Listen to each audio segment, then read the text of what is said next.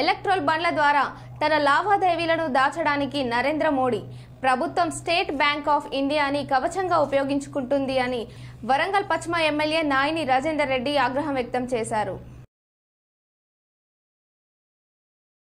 ఈ సందర్భంగా నాయిని రాజేందర్ రెడ్డి మాట్లాడుతూ ఎలక్ట్రల్ బండ్ పథకం ప్రాథమిక లబ్ధిదారుగా ఉన్న అధికార బీజేపీ ఆర్థిక అవతకవతలను నల్లధనం మూలాన్ని దాచిపెట్టేందుకు ఎస్బీఐని వాడుకుతున్నారని, రికార్డులను తారుమారు చేసి పార్లమెంటు ఎన్నికలు ముగిసే వరకు జాప్యం చేయాలనే ఉద్దేశంతోనే ఎలక్ట్రల్ బాండ్ డేటా కోసం గడువు పొడిగించాలని ఎస్బీఐ సుప్రీంకోర్టును కోరడం వెనుక అనుమానాలకు దారితీస్తోంది.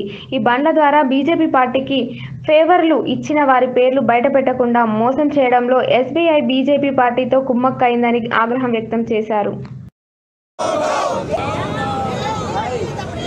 కేంద్ర ప్రభుత్వం వైఖరి, కేంద్ర ప్రభుత్వం వైఖరి, కేంద్ర ప్రభుత్వం వైఖరి, మోడీ మోడీ మోడీ మోడీ మోడీ మోడీ మోడీ వద్దురా నాయనా, మోడీ పాలన వద్దురా నాయనా, మోడీ పాలన వద్దురా నాయనా, మోడీ పాలన వద్దురా నాయనా, మోడీ పాలన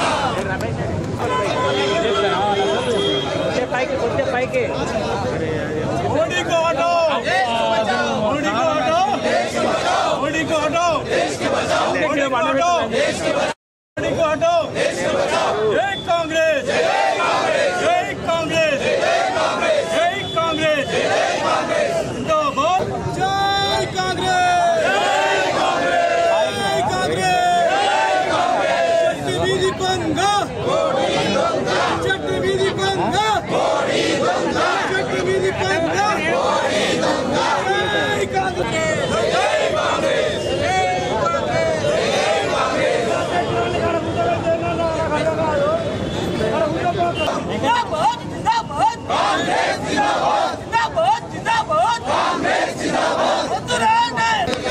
ఎలక్టోరల్ బాండ్ల వివరాలను వెంటనే జై కాంగ్రెస్, జై కాంగ్రెస్, మోడీకు హటాओ, మోడీకు హటాओ, మోడీకు హటాओ, మోడీకు హటాओ, జై కాంగ్రెస్, మోడీకు హటాओ, మోడీకు హటాओ, మోడీకు హటాओ, మోడీకు హటాओ,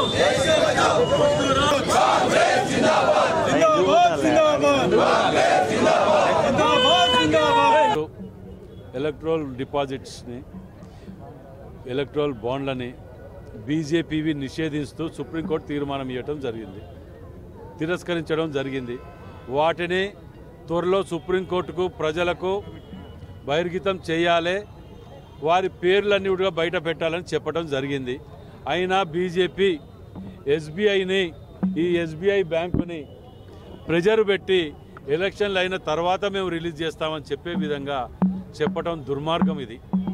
ఎందుకంటే ఇవి వెనుక వాస్తవాలు బయటకు వస్తే బీజేపీలకు డిపాజిట్లు రావని తెలిసి వాటి మీద ప్రెజర్ పెట్టి ఎలక్షన్లు అయిపోయాక రిలీజ్ చేయాలని చెప్పడం అంటే ఎంత దుర్మార్గమో ప్రజలు గమనించాలి.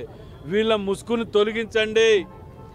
వీళ్ళు ఎలక్షన్లు రాగానే కాషాయం ముసుకేసుకొని సెంటిమెంట్ దేవుంది చూపించుకుంటూ, లేకపోతే పంజాబ్ని రెచ్చగొట్టినట్టు మన పాకిస్తాన్నో కాశ్మీర్నో భూతద్దంలో చూపించుకుంటూ రెచ్చగొట్టినట్టు వాళ్ళు చేసిన దుర్మార్గాలకు పాకిస్తాన్ చేసిన దుర్మార్గాలకు అనుభవిస్తుంది.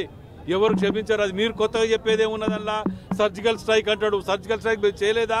కాంగ్రెస్ టైంలో గిన్ని జరిగిన సర్జికల్ స్ట్రైకులు వీళ్ళు చేసిన ఒకటి రెండు ఏదో భూతద్దంలో చూపించుకొని అని చెప్పుకోవటం. ఎందుకంటే వీళ్ళు చేసినవి చెప్పుకోవటానికి ఏమీ లేవు. మేము చేసిన వాటిని మేము గతంలో బిఎస్ఎన్ఎల్, ఎల్ఐసి ఇవన్నీ మేము చేసుకొచ్చినాయి, మేము నిలబెట్టినాయి, బాటలో నడిపించినాయి. వీళ్ళు వీటన్నిటినీ అమ్ముకుంటూ ఛాయ్ వాళ్ళ ఛాయ్ వేస్తా అన్నాడు, ప్రధాని అయింది అన్నాడు. అందరు ఛాయ్ అమ్ముతారు రేపటికెళ్ళి. అదే కనుక నిజమైతే అవి అమ్మినో కానీ ఆ ముసుకేసుకొని బిఎస్ఎన్ఎల్ లాంటివి, ఎల్ఐసి లాంటి వాటిని సర్వనాశనం చేసి ఇవాళ కొత్తగా మళ్ళీ ఎలక్షన్లకు రాముని పేరు పెట్టుకొని రాముని ఫోటో పెట్టుకొని నేను పెళ్లి చేసుకోలేదు ప్రజల మనిషిని అని చెప్పి చేసుకున్న వాళ్ళని వదిలిపెట్టి ఇదంతా చేసిన చరిత్ర మర్చిపోతారు అనుకొని మళ్ళా ప్రజల దగ్గరకు వచ్చి మోసం చేసే ప్రయత్నం చేస్తున్నారు. ముఖ్యంగా యువకులకు మేధావులకు విజ్ఞప్తి చేస్తున్నా, వీళ్ళ మాయ మాటలను నమ్మకండి.